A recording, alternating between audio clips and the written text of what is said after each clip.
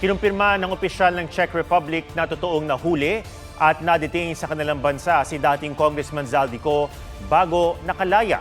Ayon sa Malacanang, sinabi ito ni Czech Embassy Charge d'Affaires Eva Tenzin kay Pangulong Marcos sa kanilang pulong kahapon.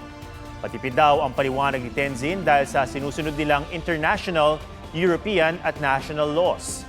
Tiniyak naman daw nito makikipagtulungan sila sa Pilipinas sa paghahabol kay Ko nang naayon sa kanilang batas. Sa pulong naman kay French Ambassador Marie Fontanelle, tinanong ng Pangulo kung bakit hiniling ng France na palayain si Ko. Pero sabi ng French Ambassador na hindi siya makapagbibigay ng anumang impormasyon.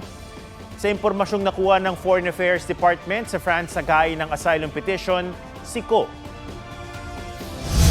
Ang bungad po ng Pangulo ay patungkol sa estado ni Zaldico na isang fugitive. So naintindihan po ni French Ambassador at sabi niya po na naiintindihan niya at alam niya na pugante, fugitive, itong si Mr. Zaldico at kinakailangan may harapin na accountability.